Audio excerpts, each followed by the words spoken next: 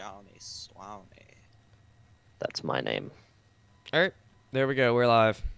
All right, I've got the live video pulled up on a Chrome tab. Sick. Hey. All right, we're back. We're reading Phil Swift and the Interdimensional Rift, Part 2. We're reading the Part 2. Haha. Oh yeah, Part 2.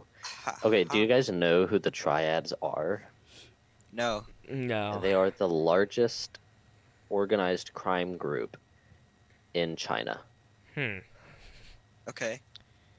So Z probably. There's your explanation. Z probably Nice. gets involved here a bit more than he was before. Before we Oh yeah, start, she is here. I want you guys to hear me crack open the soda. I was making Oh, a yeah. meme as soon as this started. Yay, Sinister doesn't look like Pink Panther anymore. I'm normal now. Yes, normal Sinister. Actually, this is the pink one was the normal one. This one's the weird one. All right, shall we begin? We don't have much time. We probably begin. should. Or should we wait Been for about some a people minute. to accumulate?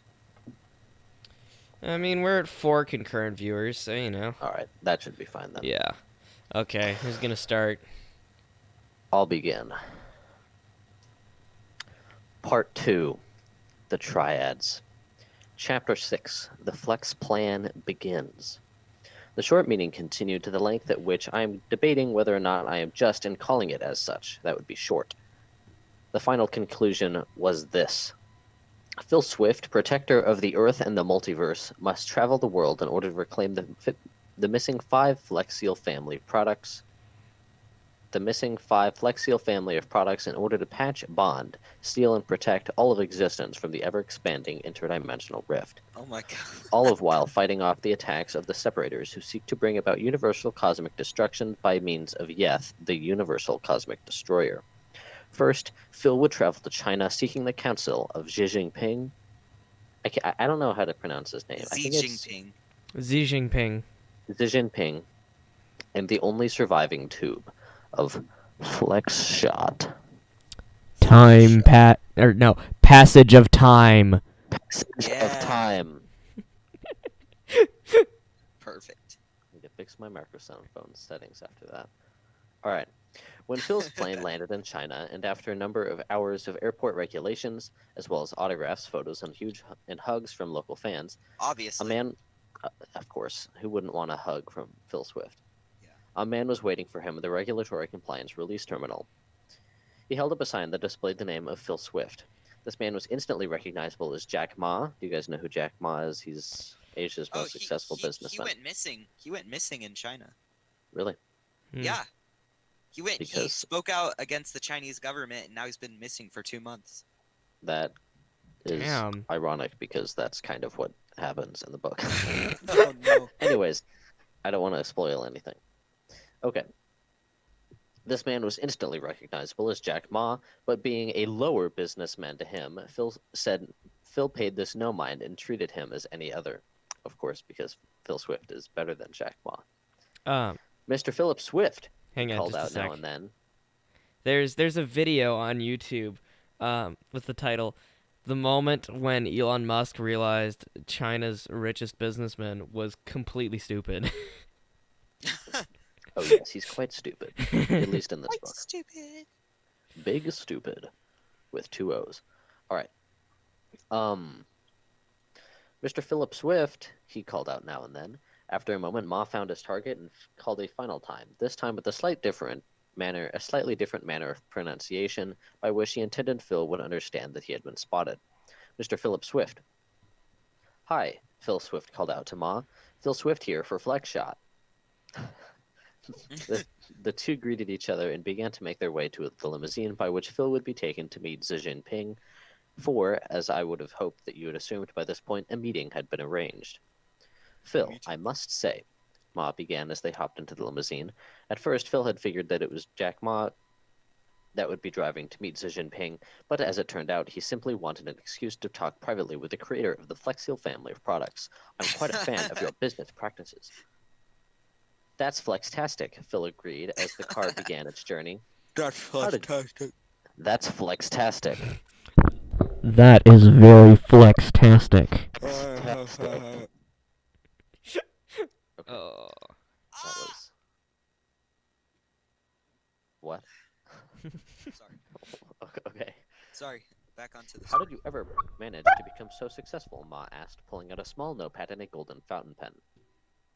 Phil thought for a moment and decided that the proper answer was, imagine what you can do with the power of the Flexio family of products. But clearly, this was not the proper answer.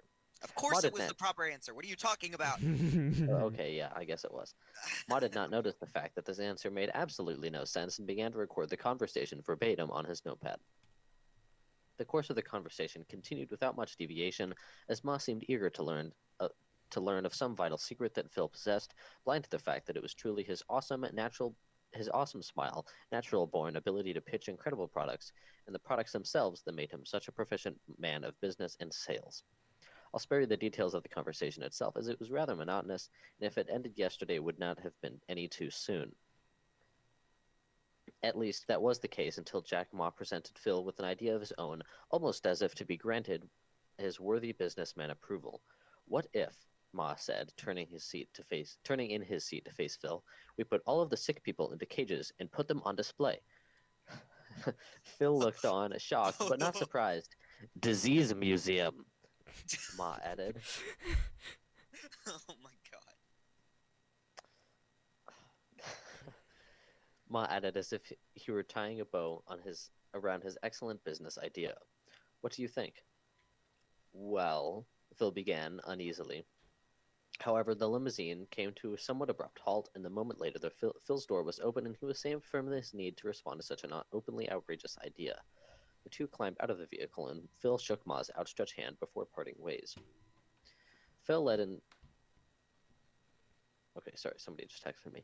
Phil was led inside of the great building of the likes he did not recognize. By this, he concluded that he was likely a meeting... By this, he concluded that this was likely a meeting that was meant to remain secret.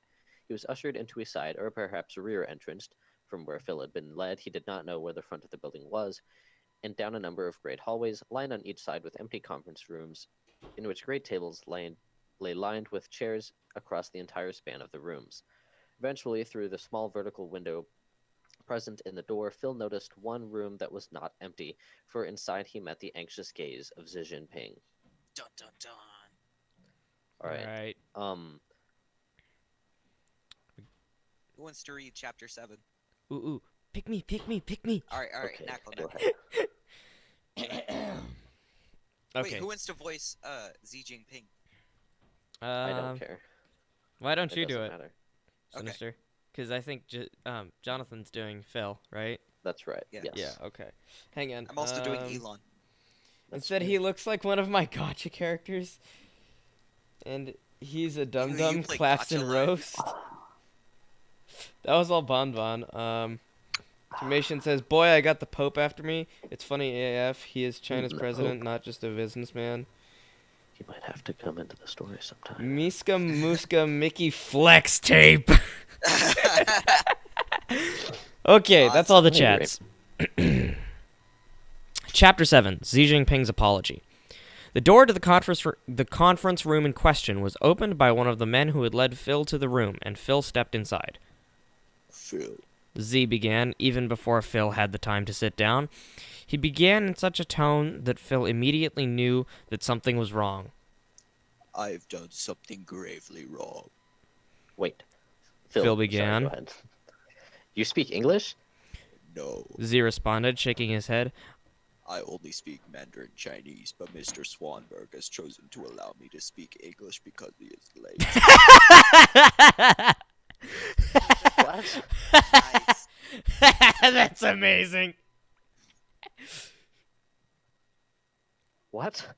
Phil questioned, and not without reason. Who's Mr. Swanberg? That doesn't make any sense. That's besides the point. Z responded, returning the conversation to the focus of their meeting. I have failed you, Philip Swift. It was at this moment that Phil understood the gravity of the situation. This meeting was not a transaction. This meeting was an apology. The flex shot. Z shouted. It was clearly rather difficult for him to... to admit his universal failure. He hung his head and put his fists over his ears. It was stolen. Phil Swift did not know what to say. He was speechless. Please forgive me. Z begged. Ignoring Z's plea, Phil jumped right to the point. Who stole it? Do you know? Yes, Z responded. I know, and I wish it was not the case. From inside his suit coat's inside breast pocket. Apparently I can't pronounce that word today. Z withdrew an envelope sealed by a pressed wax seal, which by the fact that it was already broken proved that the letter had already been opened, most likely by Z himself. Phil took the letter and withdrew its contents. Inside was a single piece of parchment folded into thirds. Phil dropped the letter to the table, which up until that point had been empty, and he unfolded the paper that remained. Something. What were we saying? Mandarin Chinese. Actually, that says San Hei. Incomprehensible Mandarin. That's what we said last time. Triad.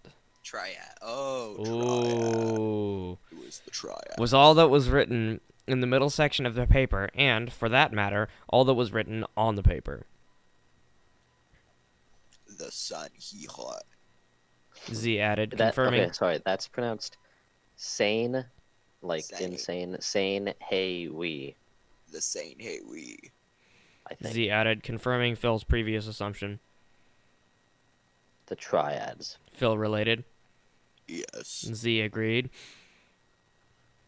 The largest organized crime group in China. Those pests, they stole the flex shot. How will I ever be able to defeat them? Phil wondered aloud. In an instant after hearing those words come out of Phil's mouth, Z shot his head up from the table where it lay. His face was stern, frowning, and his brows furrowed. No! He began sharply. You must not discourage yourself. Z closed his eyes and thought deeply. You must seek the counsel of old friend of mine, Mr. Lao Zutang. Once again, from the breast pocket of Z's coat, he withdrew a business card. He's an old hermit who... Oh, I'm missing quotation Okay, marks. yeah. That's Z's line. Start here, say. He is an old hermit who lives at the top of something shot. Bleh. Zhugo de Shan. Zhugo de Shan.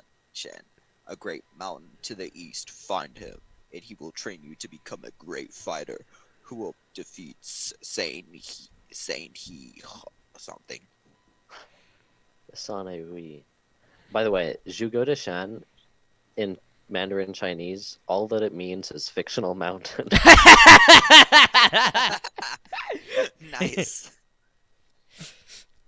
Thank you, Xi Jinping. Phil pocketed the business card, paying no mind to the unusual nature of a remote kung fu master having business cards.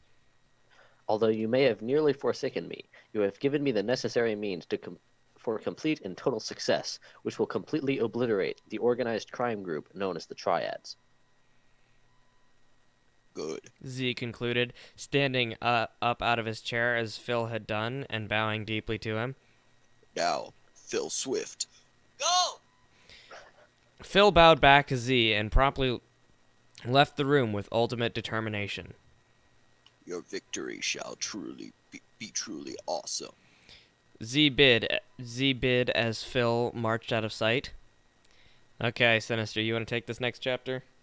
Why, yes. Alright, go ahead. This is actually a bit of a long chapter, but go ahead. Why, yes. Do you guys mind if I speak in this accent? Only a little bit. Sorry, I'll just speak Bon normal. Bon says Okay, I gotta also, go. I will say, the name of this chapter, Up the Mountain, is a reference to, I think, chapter 16 in Waluigi: The Quest for the 8 Red Coins, the extended edition, which is also a reference to the original The Legend of Zelda. This is like Nesting the some references. Easter egg narrative. Like, all right, Phil Swift, after finishing the process of acquiring a map located up hang to... on. Excuse me. Do you mind if I take Z's voice? Yeah, go Okay, ahead. yeah. I mean, actually, Z doesn't have any lines in this chapter, I Uh-oh. don't think, so.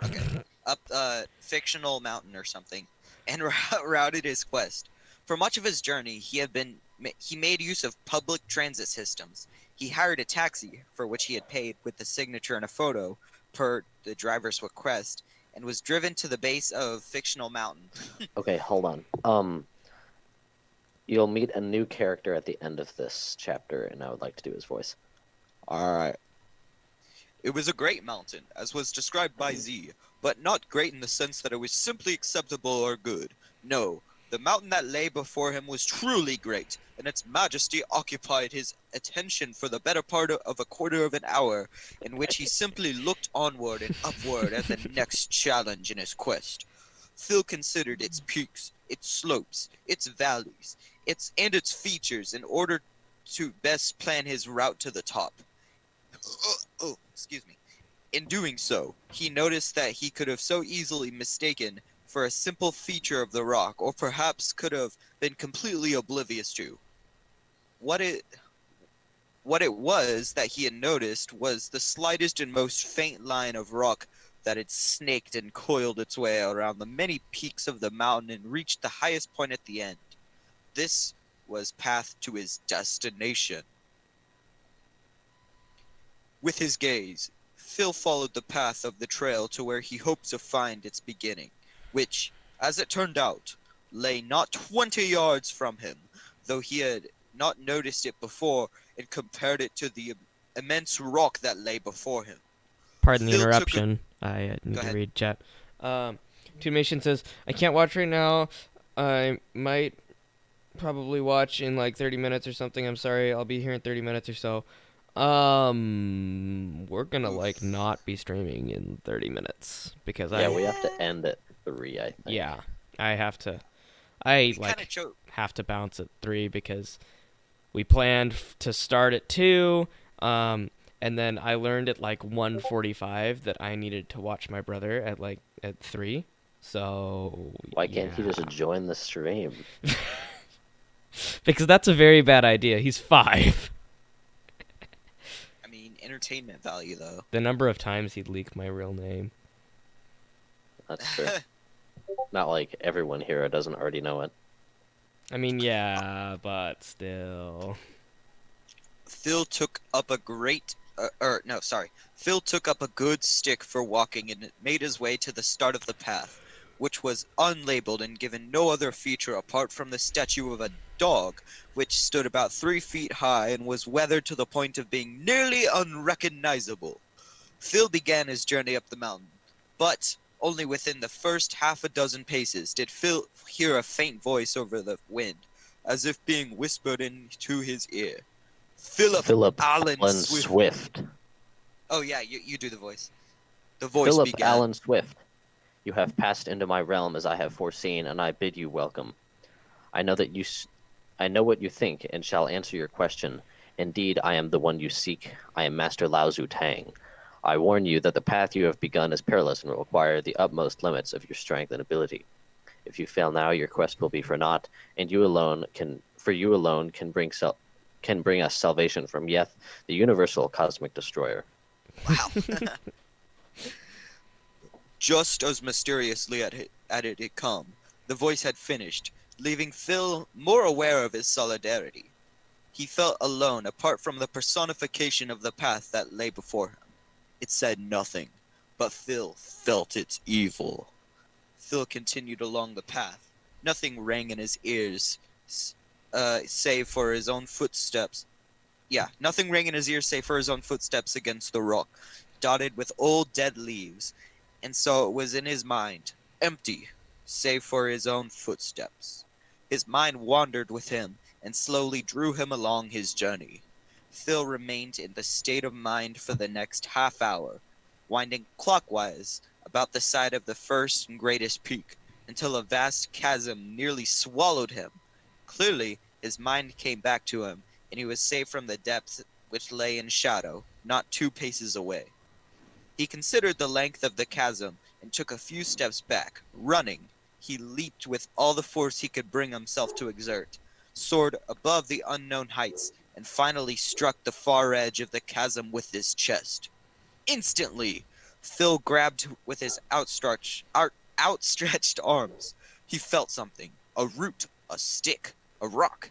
He could not say, but he thanked the heavens that it held his weight. He released his walking stick, freezing his other hand, and, though it wasn't until later when he reconsidered the event of doing so, did he realize the significance of the fact he never heard the crash of his walking stick striking the bottom of the chasm. What? He swung his other arm up and around the ledge to the object which he was anchored. From here, and with panic consuming him, he did not know for sure how to move forward. Phil swung his left leg to the edge of the chasm, and with his foot lifted, his body level to the edge. With ultimate and utmost care and delicacy, he finally pulled himself to the ground and beyond the chasm. He rolled onto his back and lay, catching his breath for the longest time until he remembered the path, his journey, and his destination. He pulled himself back to his feet, and, in doing so, attempted to answer the question. What was it that saved him? What had he grabbed at the last moment? When taking a moment to observe the ground at his feet, he was shocked to find no outstanding feature. Being a slice of sedimentary rock, as was the first side of the chasm, the rock was level and completely smooth. Phil continued on his journey, cognizant of the fact that something existed to aid him. He was assured of his safety. His paces regarded their initial rhythm as he continued. He had only rounded the corner, not to say that it didn't take a significant amount of time, when he encountered a sheer rock face. The direction of the path indicated that he was intended to scale the rock, but being nearly 20 feet high, he was unsure how to proceed. He pulled himself to the rock and felt its surface with his hands. Here and there, he found points by which he could grip or step. The climb was not impossible, and so, only after taking a short moment to consider his route, Phil began his ascent. His first 10 feet worth of maneuvers were as successful as he could have wished, though sometime he made it nearly 15 feet from the rock below. Phil reached for a particularly jagged hold, which, after putting some of his weight on it, was released from the cliff and cascaded down to the base of the rock. Not any reason for panic, Phil thought and continued, moving upward. But after replacing his failed hand, he felt a searing pain in the base of his palm. He turned it toward him and found a significant laceration that only now had been noticed. Sorry, I forgot to turn on Do Not Disturb, apparently. It was pouring blood down the length of his forearm. He gingerly held the stone with his fingers and continued his ascent, not to say that he went without pain. The second half of his ascent came much slower than the first, but at last his head poked up the top of the ledge, and Phil Swift pulled himself up and around it. Now that he was at the top, he took a look down to see how far he had come. Phil took another glance at his hand, cringed, and tore a length of fabric from his Flex Tape branded shirt. He bound his hand and proceeded with the journey. Passage of time. Philip had rounded the base of the first peak and had continued to where the path led to the second peak. This area of the path seemed almost deceptively simple, as if this extreme challenge that faced Phil had ceased to exist beyond the first peak. As the path led across the second peak, Phil came to cross the length of the peak and rounded a rather sharp corner. Pardon the interruption, but I gotta read chat again.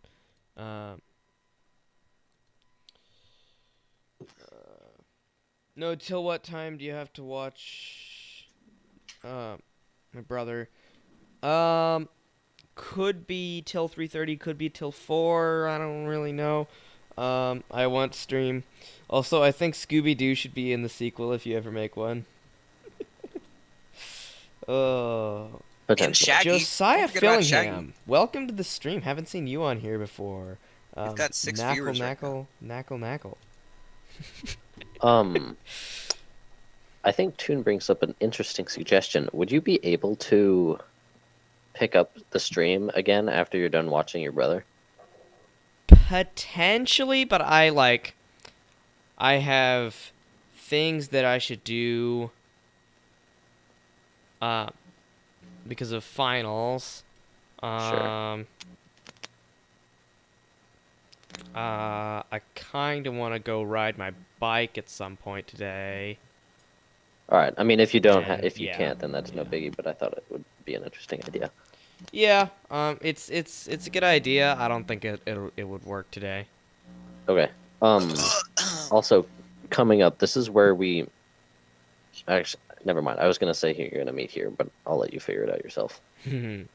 Suddenly, from this turn, a horrible creature rounded towards Phil. Phil took a number of paces backwards in order to avoid this creature. He did not know how to look at it. He realized after a moment that the creature was made of, or at least adorned with a vast number of mechanical apparatus. It moved quickly, yet indecisively, and it was difficult to predict. Phil stepped back and against the wall of rock to his rear. Thick rear. Instantly, what Phil took to be the creature's head whipped itself around to Phil and acknowledged his presence. The creature itself was rather large at the base, with, though Phil had taken time to count them, 6 rather mechanically assisted legs. Its legs all met from a rather large mass of organic-looking, raw and pulsating flesh. From this horrible mass arose a great spine of metal and wire.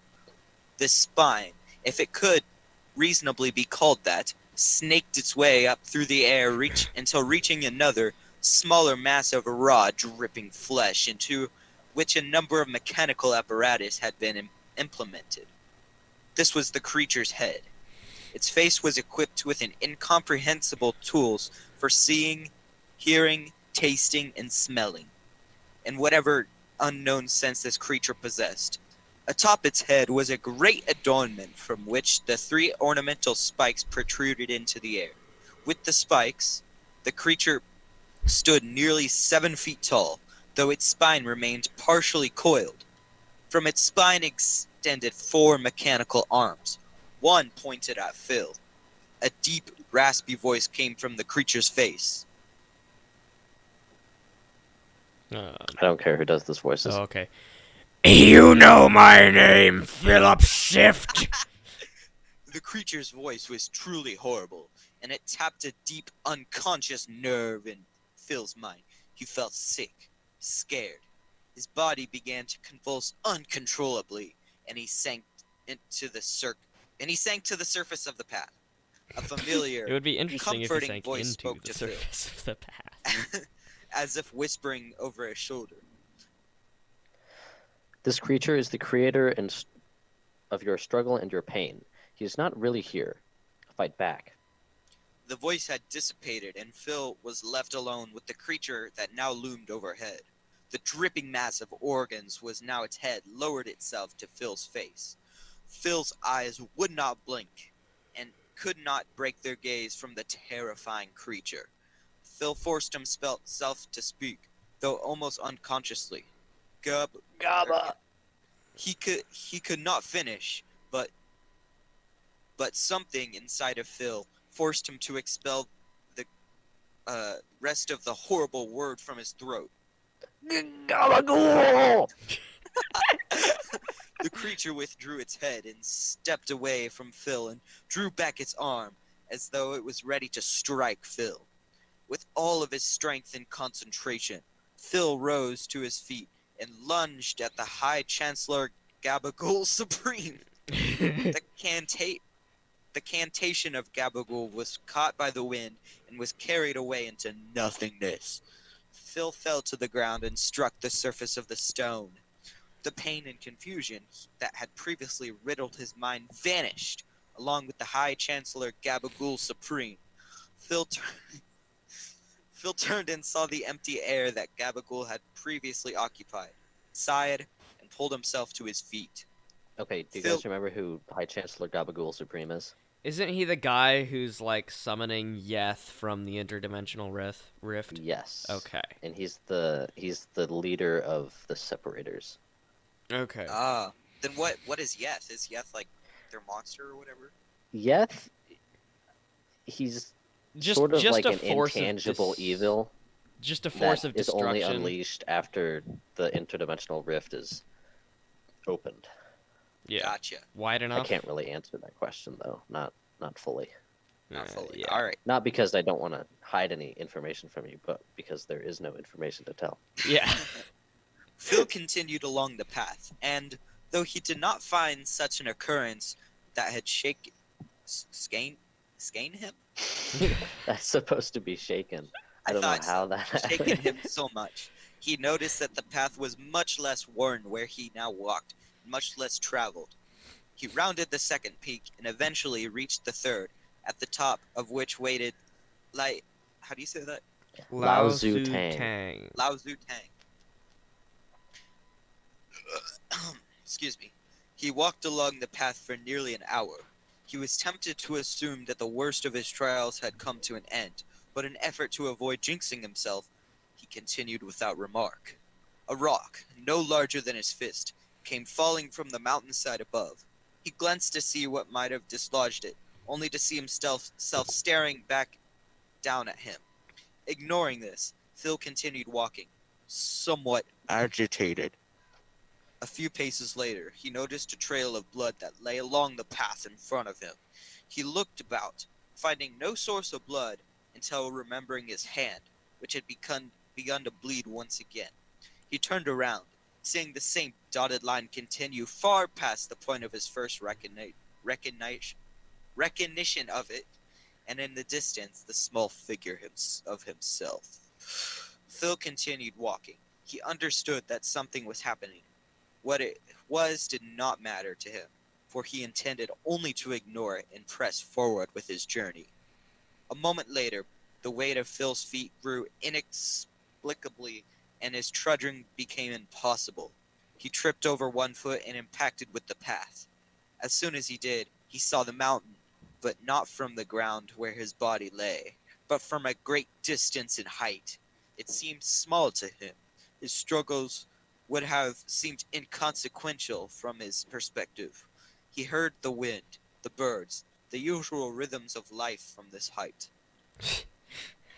In an instant, Phil found himself unconsciously walking the paces of the path before him. He would have remained in the semi-aware state if it were not for the rock that he nearly tripped over. Instead, he stumbled a bit and watched the rock fall down the side of the mountain.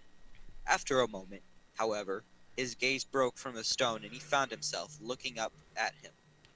He watched as the man below quickly turned away and disregarded the man above. Phil watched intently, considering his movement, until which he had allowed to hold his attention at great length, and turned a corner of a rock out of view. Phil thought a moment, and he did not walk. He looked up at the mountaintop, which seemed very close to him. How close, he could not say for certain, but close nonetheless. Phil continued walking. And so he walked for another half of an hour, perhaps. The length of the remainder of his walk did not have much significance, or he would have checked his watch. Probably his Flex Seal branded watch. That's a great idea. His Rolex. He looked up the mountaintop one last time, seeing it was only a stone throws distance away.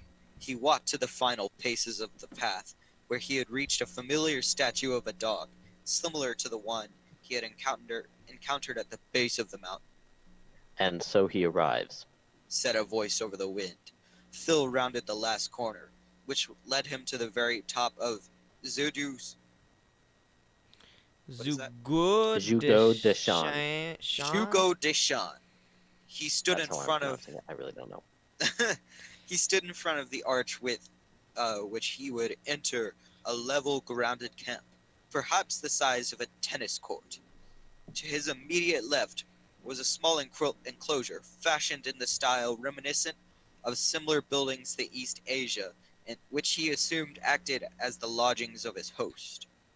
Across the lodge, to Phil's immediate left, was a small garden to which was a great bell hung from a wooden beam supported by two similar posts. All of these structures surrounded an open patch of dirt, worn from age. At last, Phil noticed, directly across from the patch of dirt, a final structure. It was small, square building upon a wooden platform, no more than 5 feet on each side. Its walls were thin, almost transparent cloth that blew gently in the wind. The roof above came to a great peak. However, most notably, was the figure of a man who sat inside, motionless and resting. The man was sitting cross-legged upon the floor, facing away from the camp and out to the horizon. This man was Lao Zutang, Phil concluded. Phil walked gingerly and thoughtfully to the man. He stopped before the structure, not daring to step onto the platform. Greetings, Lao Zutang. I'm here seeking your wisdom. Phil said at long last. The man sat in silence, and without acknowledging Phil. The veils ebbed and flowed with the wind. At this moment, a voice responded in Phil's mind. That would be Master Tang. Philip Allen Swift. Is that his actual middle name? Yes, it is his actual Huh. name. Gosh. Phil looked research you on, must have done for this. shocked and reasonably embarrassed. The man still did not move. Oh, my apologies, Master Tang. I am Master Lao Zutang, said a voice from behind Phil. Phil jumped in surprise and turned around. His eyes widened and a mouth hung agape. Before him stood a great hound, larger than any dog or wolf he had ever seen. It was dressed in traditional orange keseya I think so. robes. By the way, Master Tang is named after 3 different things, and I will explain them all at the end of this chapter. All right.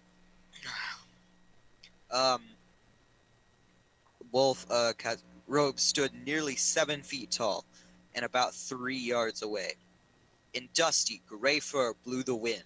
It smiled comfortingly with his arms crossed. In a deep, warm voice, Master Tang added, I am pleased to make your acquaintance. So Master Tang's a freaking wolf. Yes. Master Tang is a furry. No, not really. Okay. So Master Tang is named after 3 different things. Okay, so first off, his first name is Lao Tzu, who is a Chinese Taoism philosophist.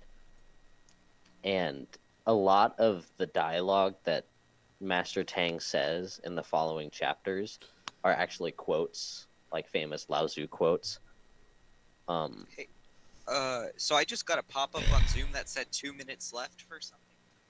Oh, I think crap. that's like the free Zoom. Yeah, that's when you have more than limit. 2 people, it puts a time limit on your meeting because it's stupid. We might have to didn't- stop the meeting and start another one, That's all right. which, you know, we'll survive. Anyways. And okay, so then Master Tang is a character in a movie called Kung Pao Enter the Fist. And Tang is also named after a powderized orange juice drink, which will have more significance later on. Okay. Oh. So those are the 3 names of Master Tang. Nice. More nested references. This is amazing. Okay. Jonathan, do you wanna take this chapter or? Sure. Okay. Yeah, we probably won't be able to get through all of it, but there's a few different stopping points that we can take off on. Yeah. All right. Chapter 9, Master Tang. Let me take a sip of cream soda. All right. Phil Swift, after taking a moment to consider the being who stood before him and glancing back at the silhouette of the man who sat motionless behind him, bowed deeply to Master Tang. Master Tang, seeing this, uncrossed his arms, put his palm together, and bowed in mirror to Phil.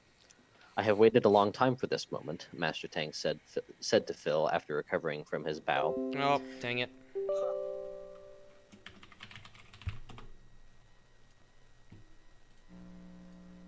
Whoa. Okay, Whose mic just had an aneurysm? Probably mine.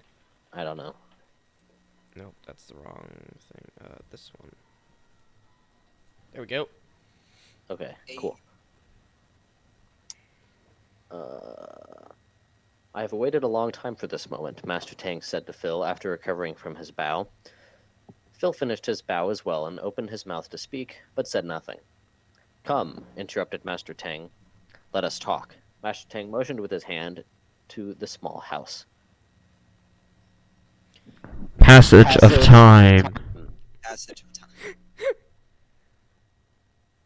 Master Tang poured 2 cups of tea and served one to Phil. He took it, thanked Master Tang, and sipped from it cautiously, as it was still rather hot. The 2 of them sat cross-legged upon the matted floor of one of the 2 small rooms that made up the entirety of the house. There was a small kettle in the corner by which the tea had been prepared and the room heated. Philip, Master Tang began, you are the one who is prophesied to bring an end to the evil of Yeth, the universal cosmic destroyer. Phil nodded silently and sipped his tea. Master Tang sipped as well and continued, Pardon my assumption, but you are not a fighter. You are a businessman, a spokesman for the Flexial family of products. Master Tang paused. He thought. This is why you seek my counsel. You are to learn martial arts in order to defeat the Sanhe Wei. Again he paused. This is the next step in your ultimate quest. Phil nodded once more. You are concerned, Master Tang noted. Why? Phil was somewhat taken aback, but contemplated his answer. I am only Phil Swift, and there is an army of interdimensional terrorists, let alone the Sanhe Wei, who stand in the way of fulfilling my quest. Master Tang breathed deeply and sighed.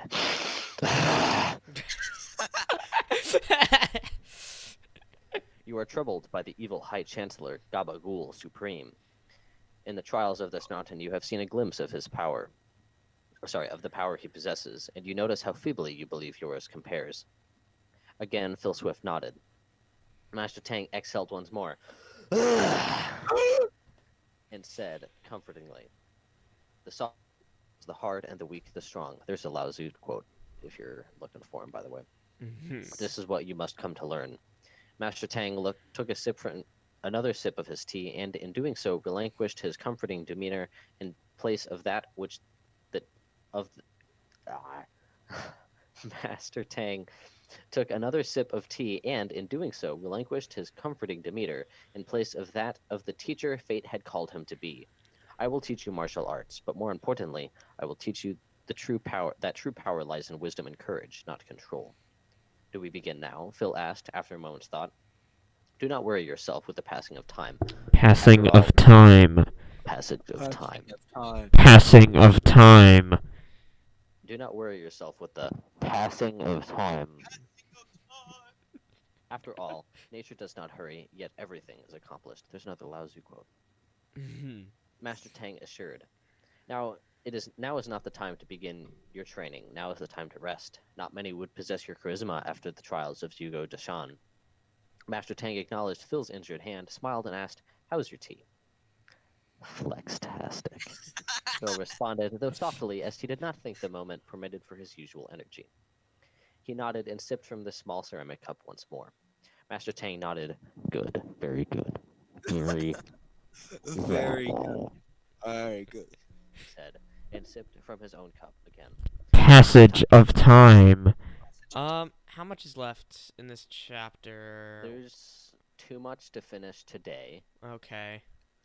But I think that is a good stopping point. Probably, yes. Oh, I'm trying to figure out.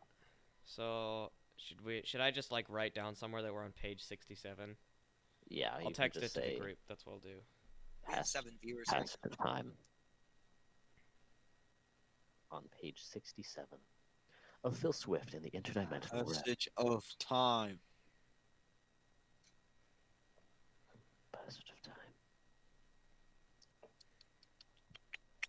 Toonmation, I see your Oh, message. I'm And I sorry, feared Toon. that would happen. Although, this is all being recorded, so You'll be able to watch it all. I'll watch back. We're maybe moving away from this dumb fucking house. Yes! Awesome! No, Good I job, just got Toon. You've back. done it. No. You can watch the VOD. Well, folks, we streamed for a little less than an hour, I think. 45 Yep. minutes. Yeah. All right. Well, thanks for watching. Hope you liked it. If you liked it, you can give it a like. If you want to see more like this, you can subscribe. I also do some Among Us with fans as well as Minecraft, and we've just recently gotten back into Dark Deception, so that's fun. I And also he have a should be Discord playing server. Earthbound. I also have a Discord server. Links in the description. And yeah, thanks for watching, and goodbye. Anything you guys. guys See want y'all. to say before I end it? Imagine everything you can do with the power of flex tape. Imagine everything you could ever do. All right, stream ended.